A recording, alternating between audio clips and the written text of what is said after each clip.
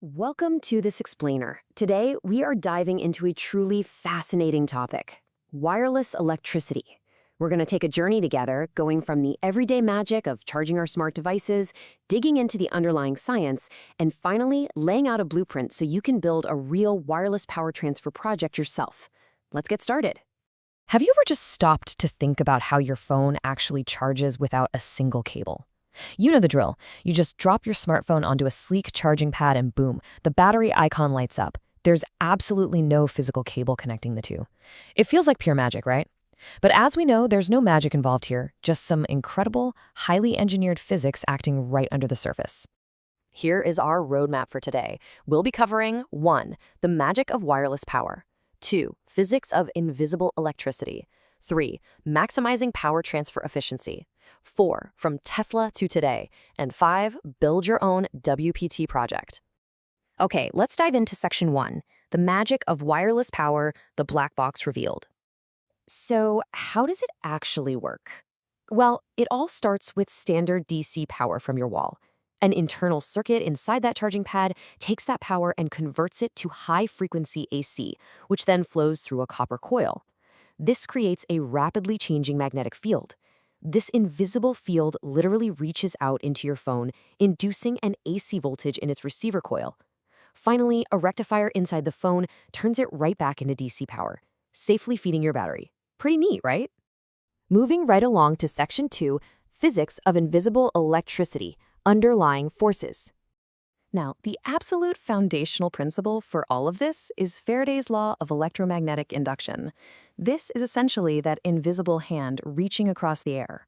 Because the magnetic field created by the charging pad is rapidly changing, it literally pushes the electrons inside the nearby conductor, which in this case is your phone's receiver coil. And that's exactly what generates a voltage without any physical contact whatsoever. And here is where it gets really interesting. Mutual inductance. This concept defines just how effectively that changing magnetic field links the two coils together. Think about it. If your phone is placed perfectly in the center of the pad, you have excellent alignment, meaning the maximum amount of magnetic flux reaches the receiver. But if you just kind of toss it on there and misalign them, well, less flux links the coils and your charging efficiency drops significantly. Ultimately, it all comes down to a conversation between these two distinct coils. The transmitter coil acts as the sender, taking high-frequency AC and turning it into a magnetic field. Meanwhile, the receiver coil acts as the catcher, using that fluctuating field to generate an electrical current. They are essentially talking to each other, passing energy safely right across an air gap.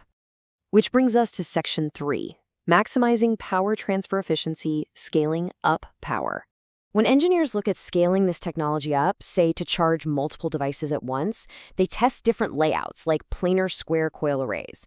In a standard periodic model, all the square coils are wound in the exact same direction. But check this out. In an aperiodic model, adjacent coils are actually wound in alternating opposite directions. It looks a lot like a checkerboard pattern. And you might be wondering, why on earth does a checkerboard winding pattern matter?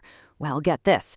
Research shows that simply by alternating the winding direction of the turns in adjacent coils, the efficiency of the wireless power transfer system leaps by up to 40%. I mean, that is a massive optimization. It just goes to show how absolutely critical the geometry of these magnetic fields really is. But hey, efficiency isn't just about coil geometry. It's also about data. Modern wireless systems are incredibly smart. Your phone and the charging pad are in continuous, real-time communication. The phone tells the charger exactly how much power it needs and lets it know the second the battery is full. The charger then adjusts its output on the fly, regulating the DC power delivery efficiently and making sure your battery doesn't overheat or get damaged. Let's take a quick look back in section 4, From Tesla to Today, Historical Evolution. This technology didn't just pop up overnight. It started with fundamental math and physics. Back in 1826, Ampere showed that electric current produces a magnetic field. Then, in 1831, Faraday discovered induction. By 1862, Maxwell synthesized all of this into a solid theory of electromagnetic waves. And then, in the 1890s, Nikola Tesla attempted his massive world wireless system using the grounded Wardenclyffe Tower. Tesla tried to use conduction through the Earth and atmosphere to transmit power radially. But because his method was radiative, most of the power was unfortunately just wasted. Fast forward to today, and we've largely moved away from Tesla's giant radiative towers. Instead, we rely on near-field magnetic induction. And the perks are just huge. We lose the physical constraints of wires, power can be delivered in any direction, and we are massively reducing the electronic waste caused by thousands of broken power cords. Even more amazing, this non-radiative technology makes it possible to safely charge biomedical devices, like artificial pacemakers, while they are entirely sealed inside the human body. And now for the grand finale, Section 5. Build your own WPT project. DIY wireless power. All right, here's where we get our hands dirty. To build your own resonant inductive coupling circuit right at home, you're going to need some specific hardware. First, you need a brain for the circuit, something like a pre-programmed PIC microcontroller 12F683 or a classic 555 timer. You're also going to need copper wire to wind your transmitter and receiver coils, along with some basic components like capacitors to create a tuned resonant circuit, plus a few resistors and a transistor. So how do all these parts actually come together into a working system? Well, you have your power source feeding into an oscillator, which is your microcontroller or timer. That oscillator feeds high-frequency RF power right into the transmitting tuned circuit. Now, because we're using resonant inductive coupling, you add capacitors to both the transmitter and the receiver coils, tuning them to resonate at the exact same frequency. This is crucial because it allows them to strongly exchange energy magnetically while completely ignoring any extraneous off-resonant objects nearby.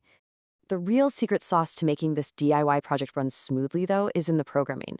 The microcontroller doesn't just blast power all at once. That would be a mess. Instead, it generates a pulse width modulation, or PWM signal. This signal is filtered to produce a bias voltage, and the duty cycle is slowly increased. This controlled ramp-up happens safely until the two coils hit that absolute sweet spot, and the system begins to oscillate in full magnetic resonance, seamlessly transferring power right across the air.